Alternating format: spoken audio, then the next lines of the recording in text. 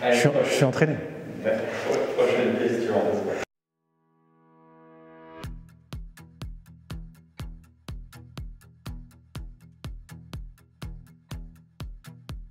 Bonjour à tous, Grégoire Ruc, moi je suis un ingénieur spécialisé en maths appliquées finance. J'ai fait toute ma carrière en gestion des risques, calcul de performance pour les gestionnaires d'actifs. Et puis il y a quelques années, j'ai pris le pli de la finance durable. J'ai quitté la grande structure dans laquelle je travaillais pour cofonder WeFin. WeFin, c'est une fintech qui est spécialisée dans la finance durable. Et puis à côté de ça, moi j'ai une activité un petit peu académique en parallèle. Je donne des cours de gestion d'actifs et de finance durable auprès d'étudiants de Centrale Marseille.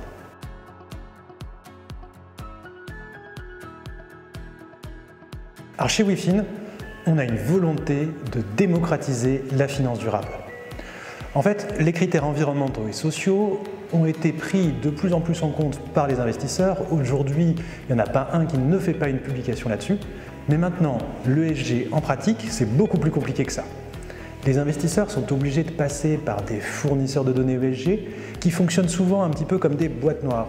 Et ce concept de boîte noire, il entre en opposition fondamentale avec ce que devrait être la finance durable. La finance durable doit apporter plus de transparence. Et donc avec Pierre, mon associé, on a voulu régler ce problème-là. Et pour le régler, on s'est dit qu'il ne fallait surtout pas qu'on soit un nouveau fournisseur de données. Il y en a plein qui font un excellent boulot. Mais au contraire, qu'on essaie de capitaliser sur la technologie et en particulier les technologies de manipulation de données pour pouvoir permettre aux investisseurs d'être plus transparents dans leur stratégie de finance durable.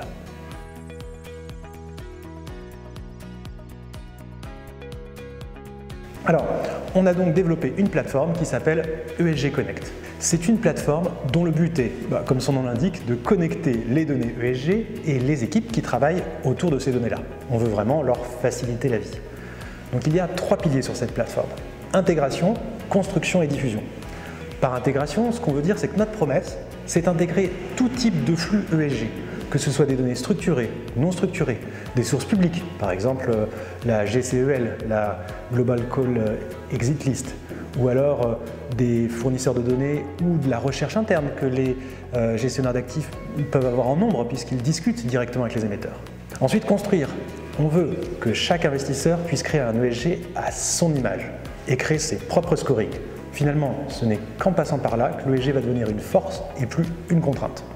Et puis bien sûr diffuser avec SFDR, avec toutes les contraintes réglementaires qui arrivent au fur et à mesure, on veut permettre de donner des API, du reporting, bref, de diffuser toute la donnée ESG.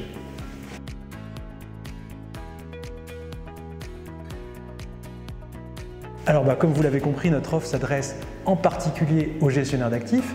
C'est vraiment eux qui sont sous le feu des projecteurs. Ils ont l'actualité la plus riche avec SFDR qui leur demande énormément de remise en cause de leur stratégie ESG. Mais plus généralement, nous, on s'adresse à tous les investisseurs en général. Donc on est en train de réfléchir aussi à faire évoluer notre offre pour pouvoir toucher aussi les distributeurs, les assureurs, les banquiers privés.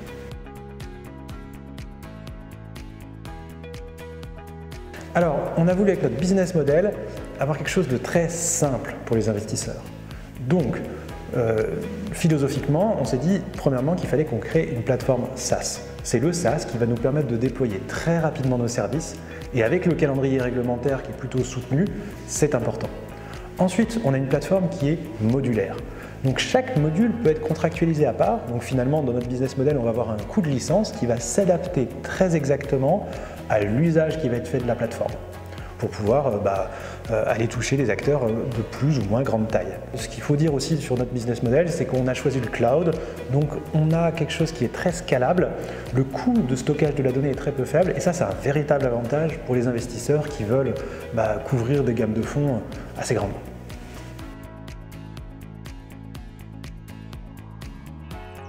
Alors pour nous, c'est encore le début de l'aventure. Donc aujourd'hui, on est encore en train de faire évoluer nos modèles. à l'aube justement de toutes ces nouvelles réglementations qui nous amènent des nouveaux KPI à intégrer, des nouveaux types de calculs à faire, mais on réfléchit aussi à moyen terme à faire évoluer notre offre, comme je le disais, vers les banquiers privés, vers ceux qui diffusent les fonds comme les assureurs et autres. Et pour eux, ce qu'on pense qu'il faut qu'on soit capable de faire, c'est de pousser notre logique de personnalisation de l'ESG jusqu'à l'investisseur final. Donc voilà, j'espère pouvoir revenir vous en dire plus dans les prochains mois.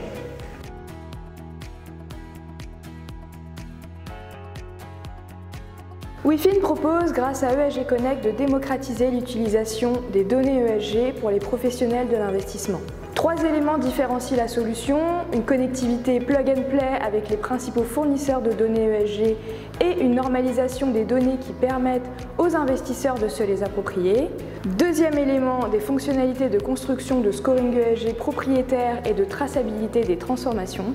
Enfin, dernier élément, une mise à disposition des résultats à d'autres outils via API ou aux gérants de portefeuille grâce à des tableaux de bord personnalisables. Aujourd'hui, l'évaluation des politiques ESG des entreprises fait désormais partie intégrante du processus de sélection de l'investissement. Les asset managers et asset owners doivent industrialiser leur processus d'analyse extra-financière et adapter leur système d'information à cette nouvelle donne.